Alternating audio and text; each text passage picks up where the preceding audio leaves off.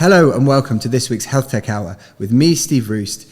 Each week we bring you the best news, views and interviews with the leaders, clinicians, sports people, journalists that are changing the face of healthcare in the UK and beyond. As regular listeners know, I am a founder and CEO of a health tech business myself, which is called PocDoc. And PocDoc has revolutionized how we can screen for heart attacks and strokes with our Healthy Heart Check, which is now the #1 diagnostic test on the high street in the UK. And if you want to get it, you can go to Boots, you can go to Superdrug, you can go to any of these places, and it will give you your cholesterol levels, your heart age, your overall risk of having a heart attack or stroke, all in 10 minutes just using your phone. And thank you very much to PocDoc for all of the support.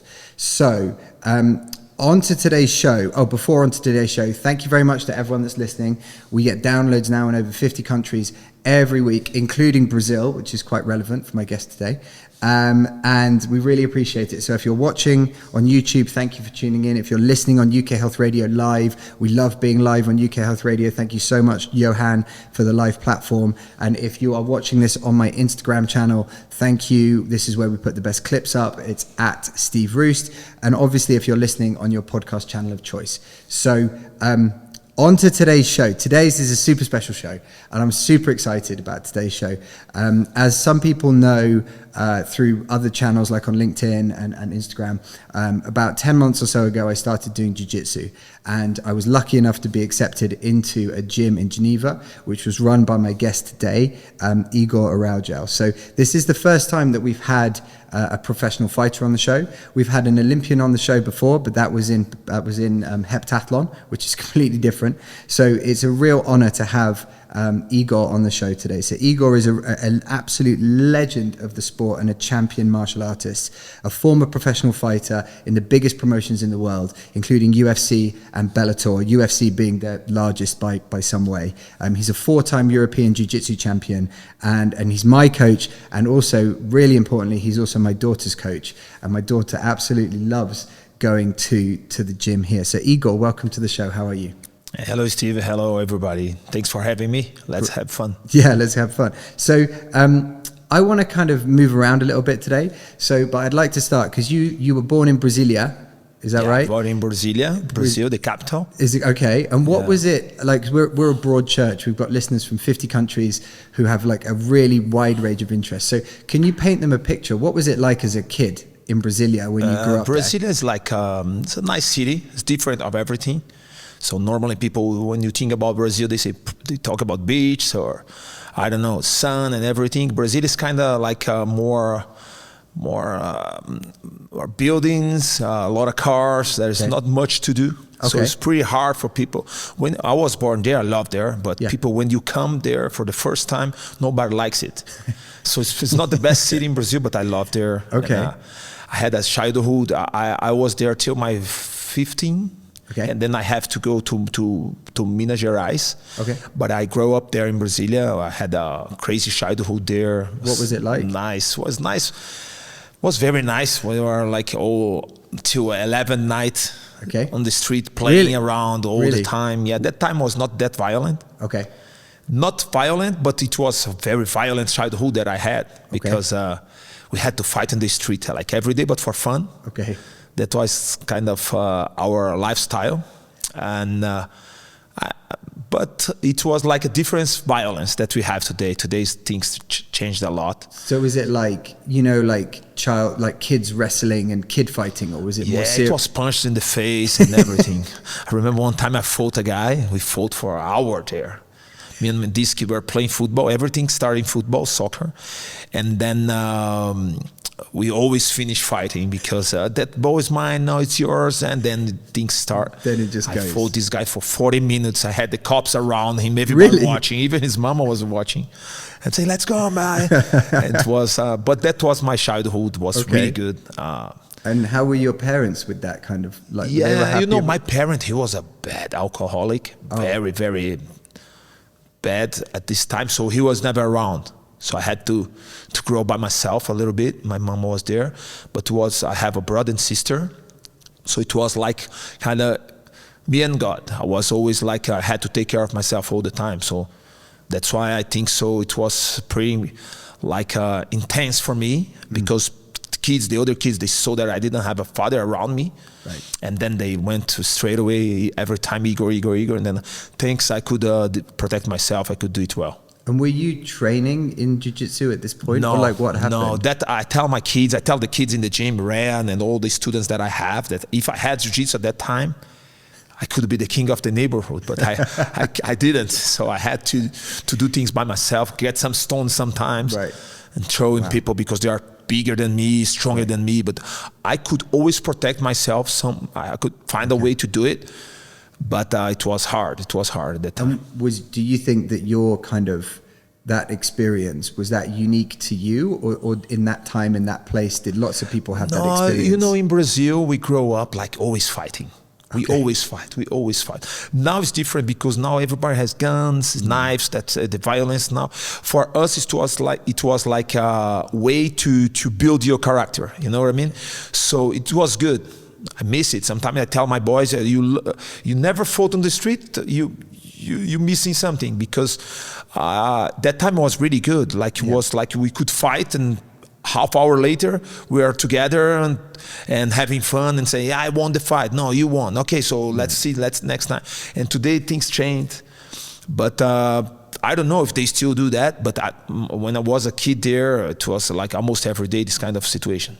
And your first love was football, is that correct? Yeah, I love football. Was it? But is it so? As an English person growing up, watching World Cups and things, and just seeing Brazilian teams be just like almost like these gods, you know, like we have this romanticized ideal that everyone in Brazil just plays football the whole time and things like that. Like, what was it like? Yeah, is it like that? We love, I'm a Vasco da Gama supporter, so we used to fight because some guys, they say, your team is not good, but my team is better. So we fought for everything. Okay. And it's nice too, because when I came here, and what you do, like in the airport, you play Brazilian, they see the passport, you play football? No, jiu-jitsu, what it is. Really? Then we had to explain what was it, because when I first came here, we had few jiu-jitsu professors, but not like we have now. But it was like at the beginning, things were starting. And because at that time, Brazil was all about football. And for me, it was amazing. You know, I was watching the World Cup, all the matches, all the football games that I could watch, I was watching.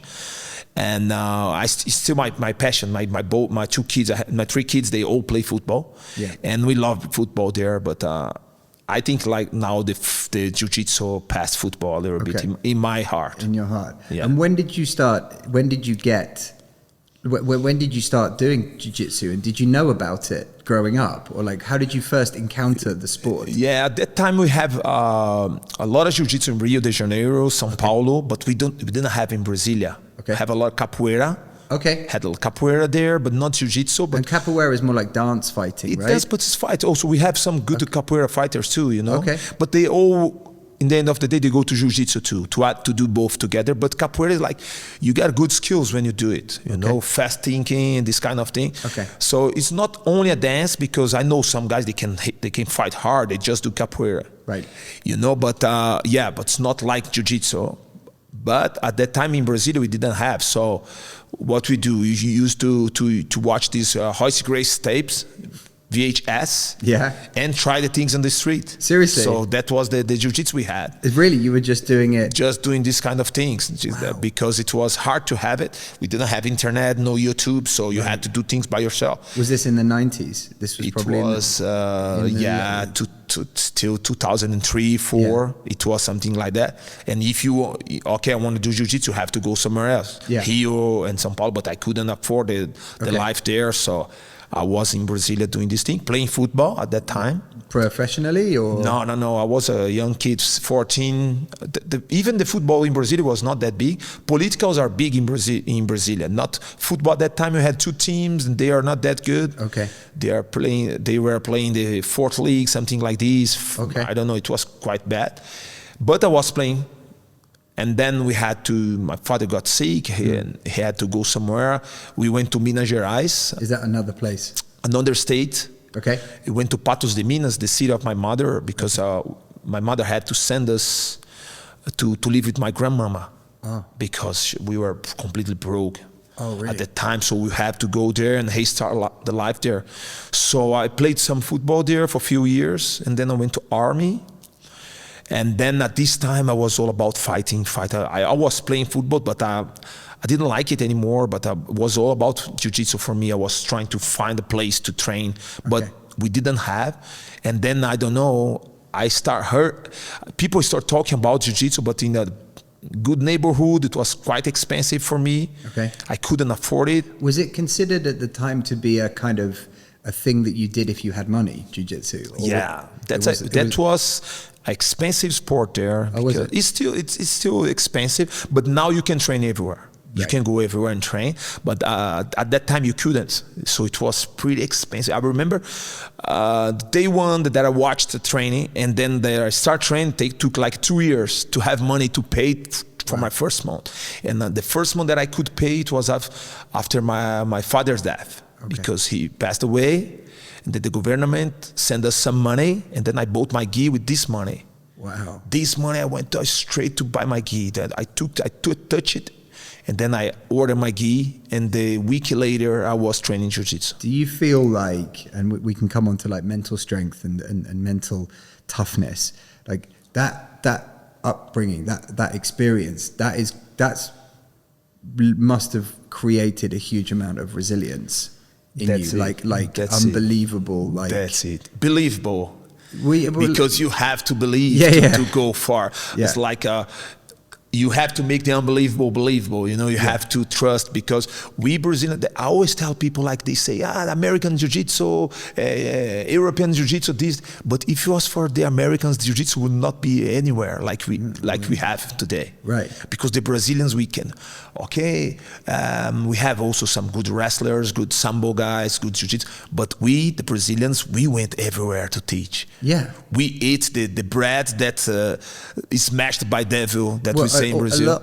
It seems to me, as a beginner in the sport, even, that a lot of the good gyms or clubs are led by Brazilians all over the world. Yeah, it's still like because the kind of we spread. You have this in the blood, and the way we teach, but the toughness we have, like when you go. I was talking with somebody last week. He told me, I told the guy, good family. He's living in Germany. I told him, why don't you come to Geneva? Your father wants you to live here. He told me, no, I'm in Germany. If I come here, it's going to be hard. I don't have my friends. And the movie was in my head, like, man, I came all the way from Brazil. I came here, I had $14 in my pocket, no place to stay. And no, I don't know what future was holding me. So we'll get into that. But what's really interesting, I think, is when you, and I'd love to get your thought on this, but a lot of people that have had really incredible success in a particular thing, like you have within your sport, often have a series of traumatic events in their history that they've had to overcome that creates this kind of like a mentality that I don't know what it means, like just this incredible mental strength. It's like you have two ways to go, or the bad way or the good way. You are going to learn good things and bad things, and the way you transform them for you is up to you. You know what I mean? So of course I could have gone to the bad way, but I choose the good way. I saw so many bad things when I was a child, when I was a kid, that I want the day that I have my kids, I want them out of it. Yeah. So that's why I'm doing good now. Yeah. And I could transform. I think I drank twice in my life. Oh, really? And I don't like alcohol, I don't like beer, I don't like whiskey, no wine, nothing. Because I see how bad this kind of thing can be for somebody, So I transform the bad in good. Yeah. And some people, when they have bad things, they become bad, and they think that the excuse is the life you had before. But I don't think, I didn't see things this way, And I think not only myself, but a lot of people from Brazil, they are like this. Because you have a bad life, you have a hard thing, not bad life, but tough life. Difficult. Life is always good. Yeah. But you have tough life, but you can make it good. You know what I mean? You can be positive even if you are inside a negative thing. So that was my goal. When I was there, I had all the ways, the keys to open the bad doors, but I never did. I was always like, I think all my friends, those in Brazil, the only one that never did drugs in my life. Right. They went, because I went to Minas, when I came back, they were all in heavy drugs. Is that right? Some of them went to jail, some of them were dead, some of them were the rehab. And Igor, what's the rehab? Sorry, rehabilitation. Oh, rehab. Okay. Rehab, yeah. You know what I mean? So they went to rehab, and then they were like, "Hey, listen, Igor, you never did drugs?" I said, "No." Never smoked, no. And they were like, "Man, you're crazy." And they were all afraid of me because I could beat them up now. I couldn't turn it my way, but I didn't. Okay. So I was all about to be good, to use it for good. That's amazing. And so at what point after you got your gi, you started to train? Because there's training and there's training hard. This is, as I see it as a beginner in the sport, there's training hard, and then there's this incredible leap, like not unbelievable, huge leap. Crazy. Even thinking that you could be professional. How did that transition I'll tell you happen? something, Steve. I was like, since the day one, when my father passed away, I remember I got this gi, and I never did something in my life think it's gonna be just my hobby. Okay. I always think it's gonna be my life. You know what I mean? Yeah. So when I was playing football at that time, I was thinking about how could I get a professional football player, but I was not that good. Right. So I went to jiu-jitsu. The first day I've got my gi, I remember when I got this gi, I said, "I'm going to be a champion. I'm going to go to UFC one day. I'm going to be a black belt." And my brother was like, "You sure?" I said, "Yeah, I'm going to do everything." The day one, I remember that I used to train. Day one you said that? Day one, since day one, I was like, I remember because I got my gi, and then I went to train there in the small city. The training was 2 times a week, 3 times a week. I remember first day I was in the gym, we had like our big holiday after. And I told the guys, "Hey, when are you guys going to train again?" Somebody told me, "We train somewhere, but you have the street to run, go run." The guy told me like that. I said, "Okay, nice." So I went to the street, I was running every day. So we came back, I was training like crazy. The day that I was not in the gym, I was lifting, I was running. And 3 months later, I went to Brazilian Championship for the beginners. At that time, I got 3rd place. As a what belt? As a white belt. 3 months. Wow. And then this day I said, "I'm going to be really good at this. I'm going to train hard." And then in my head, I said, I need to go somewhere because this city is small, train twice a week, 3 times. I need to train every day. And then I went to Belo Horizonte, big city. I had to move. I had to let my family behind. I was crying all the way to Patos to Belo Horizonte, crying. But I told my brother, before my departure, I told him, "Listen," he told me like he was Igor, "You sure you want to go?" I said, "Man, listen, I go before 26, I'm going to be black belt, and I'm going to go to UFC." He told me, "Are you sure?" I said, "Yeah, you will see." And then I went to Belo Horizonte. I got this bus. I went inside this train station, the bus station, and my brother told me, "Igor, are you sure you go?" I said, "Man, I go. Just trust me." Wow. And I went there. I remember in Belo Horizonte, I was the guy who trains more in my gym. It was every day training. And that's how everything started. Wow, what a story. And I'm going to ask one more question, then we're going to go for our first commercial break. Where do you put that, or how do you put that confidence? Would you say it was confidence to make that statement to your brother? Was it confidence? Was it faith? Was it, what was it? It's both together. Work as everything depends on you, and pray as everything depends on God. That's both together. I always know that if you work hard, things are going to happen for you. You just need to believe. Don't listen to negative people, and just go. The worst case situation, you tried. But I was sure about it. I was always sure about it that I could go to UFC, and it was very far. It's that time was harder to get in UFC than today, because today the kids, they go with 5-6 fights. Okay. My time it was hard, and then I told my brother, imagine you are a white belt, and you move into another city without money, without nothing. I had nothing, just with the will and the faith and the trust in yourself. It was pretty hard, but I've made it. That's amazing. Well, we're going to dig into that in a second. We will be right back with my guest today, my special guest today, Igor Araujo, who is a professional fighter, fought in the biggest promotions in the world. We will be right back. Welcome back to this week's Health Tech Hour with me, Steve Roest, and my guest this week, Igor Araujo, who is a legend and champion of professional fighting, and my jiu-jitsu coach and the jiu-jitsu coach of my daughter, and head of the Igor Araujo network of gyms in Geneva and other places. So let's mix it up a little bit, and I want to try to make it a bit more general now. So one of the things that you talk about in your classes to the adults and to the children is around the mental strength from martial arts, and then particularly jiu-jitsu, obviously, because we train jiu-jitsu. But could you elaborate on why you think that's so important? And there's some things that you continuously say about how to live your life, and that you seem to believe comes from training in martial arts. Yeah, you know, Steve, when you go train, like, it's hard, because jiu-jitsu is like, it's always, you have to fight somebody every day. You're fighting, okay? Sometimes not the toughest fight of your life, but you have to fight. So you have to come back from bad situations all the time.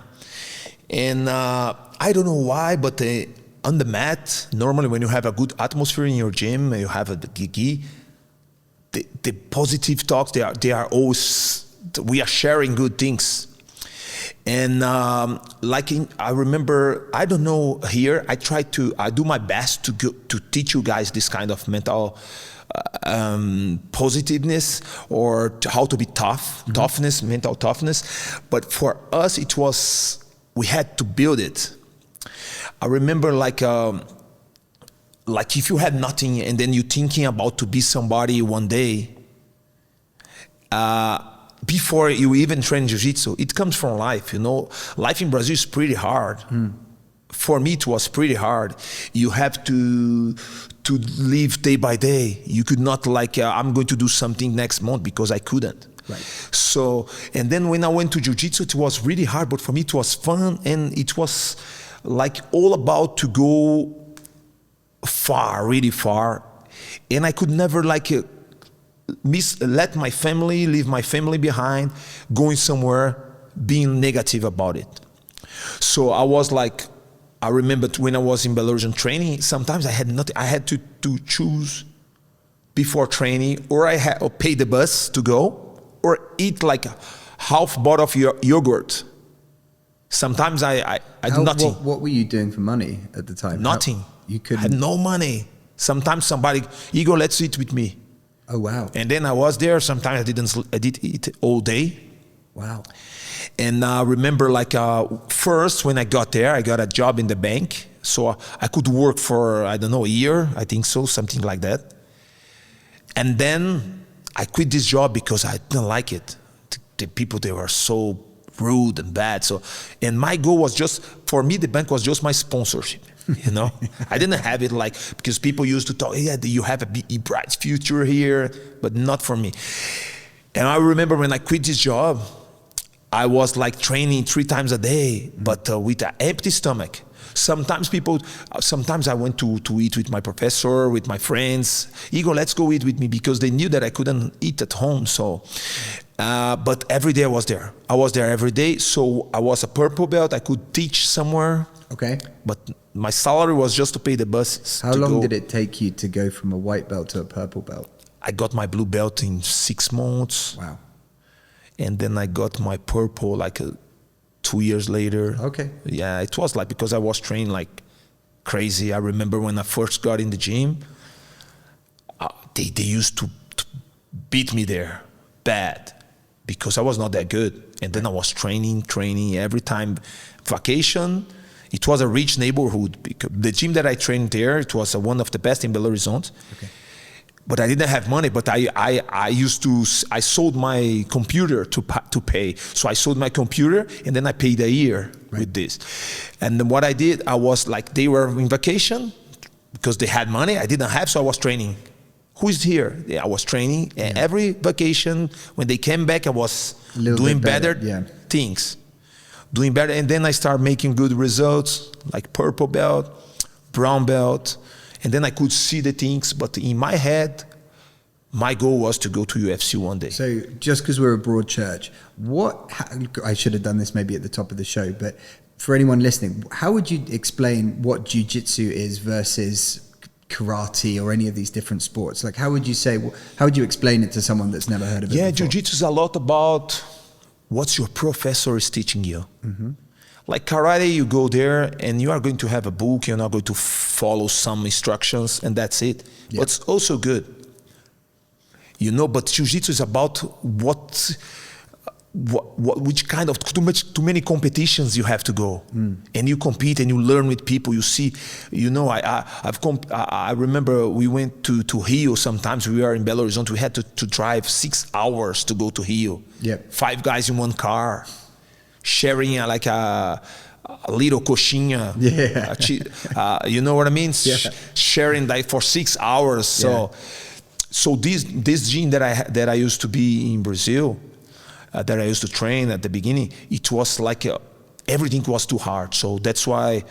But from there we got 3 guys in UFC. Oh really? So we have this guy Rafael dos Anjos. He was a champion. Rafael dos Anjos. Okay. Yeah, he came. We got the belts together, brown, purple.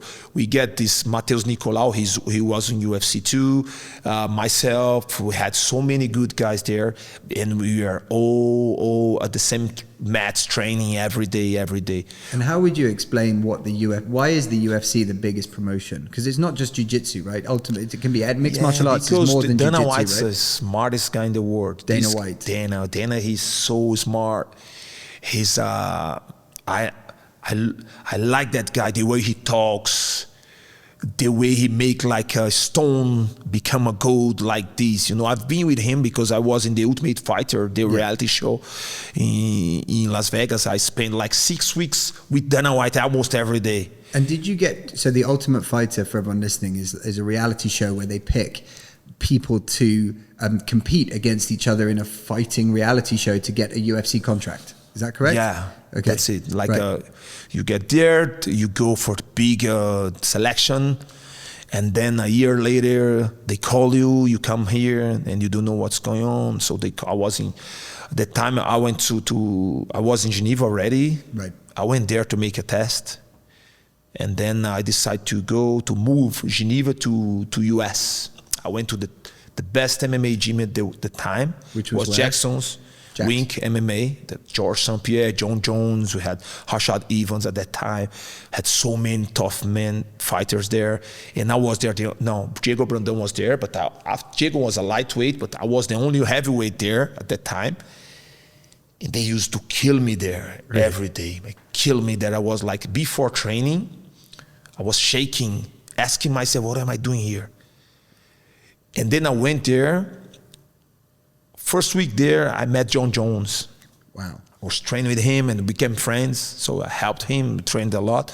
And just for everyone listening, John Jones is considered to be the greatest of all time. By some people. All combat sports. That's my opinion. He's the best. He's one of the top 5 sportists of all time. He's a monster.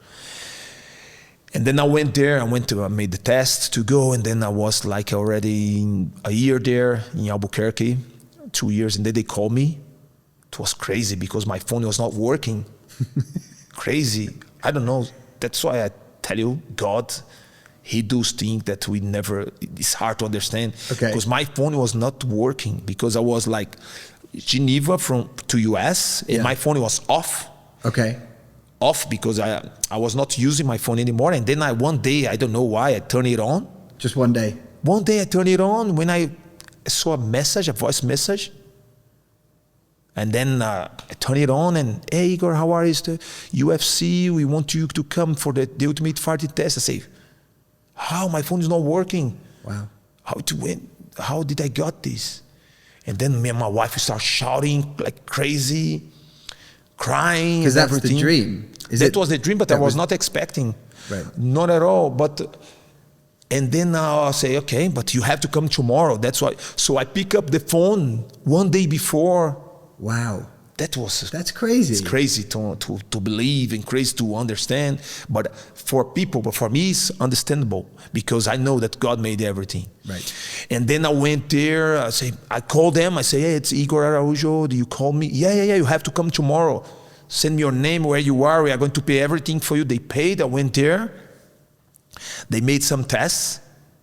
And then they say, go back, let's see what's... Like sporting tests or like they did some fights? Interviews. Oh, interviews, okay. What else? The weights, I don't know, many, the drug test and everything.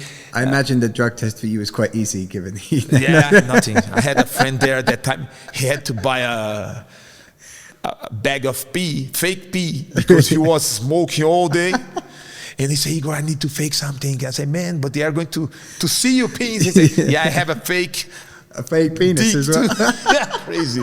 And the first time I saw this, I laughed crazy. But he didn't get picked. Okay. And then I was like, okay, if it happened now, it means something. Yeah.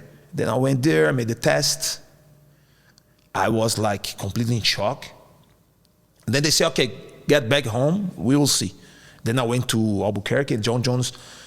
Igor, you went to the Ultimate Fighter? I say, man, I went there to make some tests. No, it's going to be good, you will see. Very positive, man. Was he world champion at this point? Or was he... He just got his belt. He just got the belt? Yeah, wow. And I was his coach when he got his belt. Wow. Yeah, because when I came there, that's why we became so good friends, because when I got there, people used to kill, because Brazilians against Americans, at that time we had this like very high rivalry. And then John Jones was the only one who was nice with me. Hey, what's your name? Oh, really? My name is John Jones. I say, nice. And then we were rolled some jiu-jitsu. I say, oh, you good?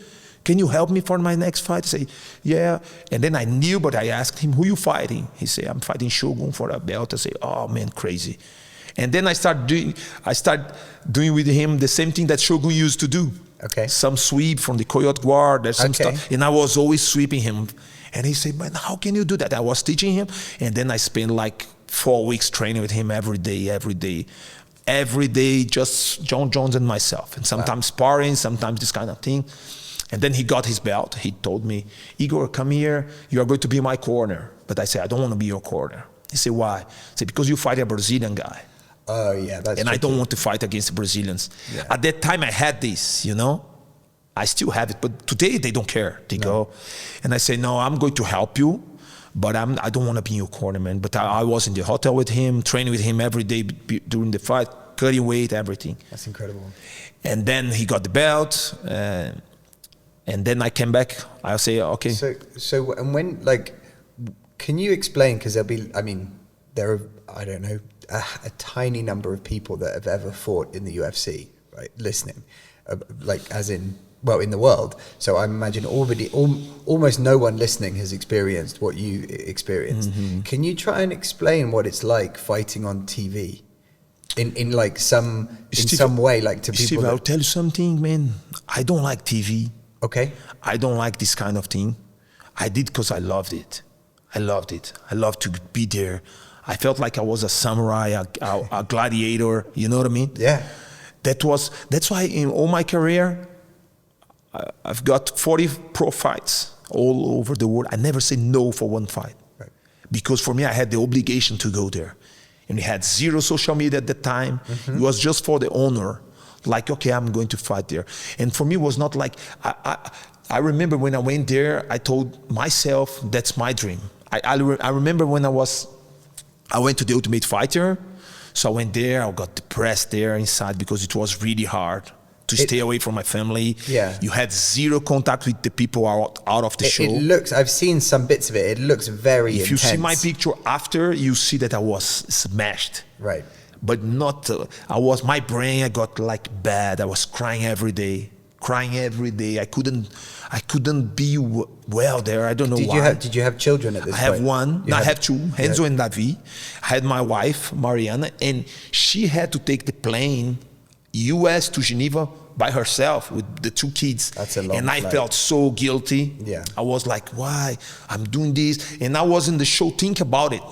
But it's going to be good for them. We are going to make money. I said, but life for me is not about only money, something like that. And I was feeling bad inside the house. I remember I won the first match because you have to win the first match to be in the house. So you had also the risk to go and lose and get kicked out. Get kicked out. So I was there, I won the first fight. Yeah. And then I was so happy, big house. We could eat everything you want. Dana White there, you see the men there. And then, okay, nice, but every day, like, first we had to keep the weight very low, so no carbs, no sugar. Right. The brain started like depressed. Yeah. And then I was like thinking about them, about my family. I was like, man, why? I'm already like, if I tell people. Did you like lose your way a bit? Yeah, I've got lost there, because the thing is like, if I was in the Ultimate Fighter when I was 27, 28, I'm sure that I would be the champion there. Okay. But I was already 34, 33, and tired. My body was completely messed up, full of injuries. And then, you know, I have a good friend there. He was with me. He was the same situation. We were the same situation, family, and also a lot of fights. So we are tired of it. Go again and train again. And you had to train like killing people because you had to prove there every day. But I was doing really good at the first 2 weeks because I was beating everybody in the training. I won the first fight, but I had a concussion getting into the show. My first fight was tough. I got so many elbows on my head. There, I remember the first 3 days there, I was waking up to go to the bathroom at night and I was falling on the bed. Do they check you for that stuff? No, they don't. And I couldn't tell anybody because if I tell, they kick me out. You kick you out. So a friend of mine, he's still my friend, Michael Hill, he was on my side. He told me, Igor, you're not good, man. Should tell somebody. I said, man, I'm not telling you, don't tell anybody. But he saved me from the first fight because they were about to put me to fight like a day later, 2 days after getting to the house. Okay. But he told Roy Nelson, was one of the coaches, big Roy Nelson. And Roy Nelson told, if he's like that, I don't want him fight right now. Right. And I was bad, throwing up because I had a concussion. It's like, if you have, you know how hard it is to deal with this. And then I was like, man, what can I do? Do you feel like this is becoming a much bigger topic with combat sports and any head injury stuff. Do you think it's like, should they do more, or it's just part of the sport and you just got to It's part of the game, right? Like, if you don't wanna, that's a bad word, sorry, but if you don't wanna cheat, you don't eat. Right. That's the thing. If you there inside, it's part of the game. But right now, UFC is paying a lot of money for fighters who had mental issues, and I'm getting some money too. Oh, they have like a fund. Yeah, no. They have a fight foundation that they fought Kung Lee something. Yeah. Action against UFC. They are going to pay $357 million. Wow. Sharing for some fight. I'm inside. That's good. I'm happy. Congratulations. Yeah, thank you. I'm getting some. But the thing is like, it's part of the game. If you don't want to get hit in your face, don't go fight MMA. Yeah, have you seen rugby? You know the game rugby? Yeah. So like there's lots of stuff they've done in rugby to make it safer, but at the end of the day, it's contact. It's contact. Yeah, in rugby at least you cannot get hit in the head. You get it, but football, NFL, you can, and you have this and it doesn't work. It's crazy because your head shakes anyway. Yeah. So it's part of the game. And because obviously there are some people who come out of the combat game in bad shape mentally, and there are some people that don't. No, like myself, I'm talking about I saw like last week a fighter. He was in the podcast talking. Yeah, you can see his brain's not there anymore. He doesn't speak well anymore in Portuguese. Okay, it was pretty bad, and that's for sure some hits that he got in his brain. Yeah, in the head. Thanks God, I'm okay. You know, I went to last year. They have a huge conference here in Geneva about mental trauma. Oh, yeah. I was invited. I went there and I was speaking with the doctor. He told me, you look good for somebody who got 40 professional fights. and you speak well, you say, okay, nice. But I'm getting checked this week. Last week I did something because I don't feel my hand sometimes. I don't feel the left hand. Sometimes I wake up, I don't feel my right hand. I don't feel the left hand. Sometimes my head, like I feel like choking something. It's pretty crazy. My memory is bad. Okay. And but it is what it is. I mean, at least you don't have a history of alcohol and drugs, right? Exactly. Right. Which makes it a lot worse. Exactly. I have so many friends. They are drug addicted, UFC fighters, huh? Heroin, cocaine, because they can't get away from this fight life. No, and also, as I understand it, we'll go for a break in a second. As I understand it, like it becomes a vicious circle, which is that you've got mental health issues, which you then medicate with alcohol, which then makes it worse and makes it worse and makes it worse. Painkillers, exactly. Heroin, opium, and it's everything linked. Yeah. So, thanks God I don't have nothing of that. Right, we're going to go for a final commercial break with my guest on this week's show, Igor Araujo, professional fighter, and then we will be right back. Welcome back to the final part of this week's show with my guest today, Igor Araujo, who is a legend and champion of the combat sport and martial arts. So Igor, I want to just touch on a couple of things. One of the things that blew me away when I started to train with you was when I brought my daughter to the first class, and it was you that was taking the kids training. This legend of the sport, this champion, was taking the children's training. That's really important to you. And why is that so important to you? Steve, I will tell you something. We spoke about my dream and everything. So I did everything nice. I was always nice with people. And then one day, I remember I was 2-0 UFC. 2 fights, 2 wins. I was really good there. UFC was called. They were calling me, when you want to fight, your money's going to be better. And then my wife got cancer, Mariana. She had like cancer. So at this time, when I went to UFC, so you won 2 fights. You're in the dream. I went to the Ultimate Fighter. I was not okay there, so I lost in semifinals, but I was locked in the house. After that, I want to beat somebody that was in the house with me. So I fought a show in California. Okay. They could sign both of us to fight. So I smashed him in California. And for me, that was it. I say, okay, I'm not fighting anymore. Okay. I'm good with that. And it was not UFC yet. And then one day UFC called me. Igor, we need you. My manager, Alex Davis, at that time, he called me, Igor, we have a fight for you in UFC in 3 weeks. And then I said, no. Okay, so we are going to fight, to have a 4 fights contract, and that's it. So I went boom, straight, but the day that I was cutting my weight, my wife had a huge surgery to remove a tumor that she had. Wow. So and this was all happened, like and she was in Geneva and you were in America? No, she was in Geneva, and then she got pregnant for the 3rd baby. She was pregnant, Igor Jr., she was pregnant, and then the hormones and everything, she got a big ball in the neck, and then she went to check, it was a thyroid cancer. Thyroid, yeah. Yeah, and went everywhere, brain, bone, was stage 4.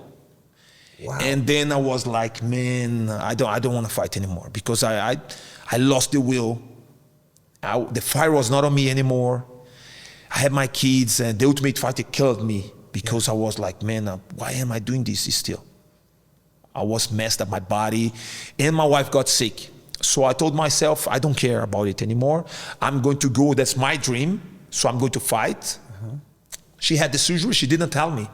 What? I was cutting my weight, because she didn't want to mess my head before the fight. Wow. And then that's love. She's amazing. Marianne is amazing. That's incredible. That's love. She's like the best thing that I got in my life that God sent to me is this woman. And then I was in the camera like before the fight in Brazil, in São Paulo, and I was afraid, because MMA you are always afraid. Are you actually afraid? Yeah. You are afraid. Even the best, they're afraid. Mike Tyson, if you listen to this podcast, he's saying that before the fight, he cried. He used to cry. He used to. Everybody got the same way. I was afraid, like, man, what am I doing this? And then she got in the camera with the big cut here. So what's happened? I got the surgery. They removed the tumor. I said, no. Why you didn't tell me no? Because you have your fight. And then I went there, I beat the guy. I won. I was not expecting to beat him. Okay. I was thinking I'm going to lose because the guy was really tough. Okay. And I beat this guy. So for me, it was all over. I say, I'm not fighting anymore. I got UFC. Yeah. I'm going to take care of my wife. I did the dream. My dream. I remember this. I got Alistair Overeem, big guy. Scary, I used to teach, scary guy. Yeah, scary guy. I used to live with him when I moved to Brazil to here. I lived in his house. He's a good friend, and we were training together in New Mexico, US. And I told him, man, I'm going to fight this one, and then it's over for me. I don't want to fight anymore. That's my dream and everything. I don't want to keep going. I know that I cannot be the UFC champ. I'm completely messed up, tired. Right. And he told me, yeah, Igor, nice, but think about the money too. And then I was, okay, I fight, and then I'm going to finish my contract to get some extra money because I could make money. And then I fought when she had this. I had one more fight. I fought UK in London, O2 Arena, very nice place. Shooto, nice. I still remember this. Sometimes I cry when I remember. And the day, 1 year before this fight, I was watching UFC. I was not in UFC, but I was watching in London. And then I cried. I said, I will never get there. And then I got there. I fought. Amazing. When my wife was there, and then I say, I'm not fighting anymore. I'm just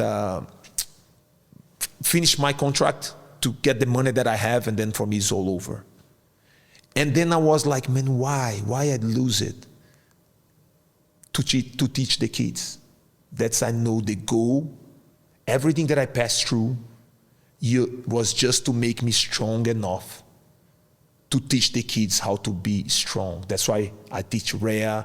I teach all those kids that I have in the gym, because I want them to not to pass for the same thing that I passed, because I passed so many tough things and I'm still here, but I want to teach them how to be good, how to be tough. And now I know why. Sometimes I was asking myself why I got in UFC when I was so tired, and why my wife got got sick at the same time. And I was asking God, why you did everything? You knew that was my dream. Why? But exactly to teach the kids, to make them strong, to make them better, especially in the world that we live now. Yeah.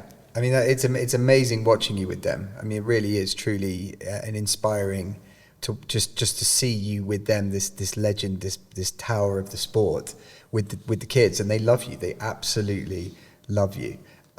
So we're coming to the end of the show in a minute, but there's just a couple of things that I want to touch on. If someone is listening and they're trying to get themselves physically fit and they're trying to get their mental health in the right space, like, would you recommend jiu-jitsu, or would you what do you think it's for everybody? Everyone can have a go, or do you need a special kind of mentality to do it? I think jiu-jitsu is for everybody. You have to go for it. Especially if you are a kid, you have to, first of all, check the professor, if he's a good person. Because the sport, the techniques, you can get in YouTube. Right. But to have somebody with a good knowledge to teach the kids, for me, I have 3 sons. I tell them, I don't know how far you are going to go in the school, but you 3 are going to be black belt. I don't care about school. Of course, they are going to do the school, but for me, the main thing is to have this black belt. Right. Why? Because they are going to be world champion? No, because I want them to have the same knowledge that I have about it. So if you want to get fit, if you want to get tough in your mind, if you want to get ready for everything, if you want to not be afraid of some little things, because today people transform, like they make problems become huge problems instead of look for the solution, you know what I mean? Get the perspective, right? Exactly. So, and jiu-jitsu is not about it. People go and pass your guard, and then you have to get it back. Yeah. You cannot cry there and say, what can I do? No, you just get it back. Yeah. And then if you cannot today, you go tomorrow. You know what it is, I do. You can tell them better how jiu-jitsu helped you. I mean, for me, I've always liked challenges and doing different things, and I've always been sporty. The thing that I love about it is I call it enforced humility. Like you have to come in and you have to be humble and submit to the process, and there might be some you have some good days, you have some bad days, but you can't. The only way to do it is to just appreciate the process and just learn. And I love the difficulty of it and the fact that it's all about overcoming difficult situations and trying to figure a pathway through, as well as maintaining that humility. I think it's a really, in this day and age, it's really good medicine to receive humility in as much as possible, and that's one of the reasons why I love remember one of our first classes.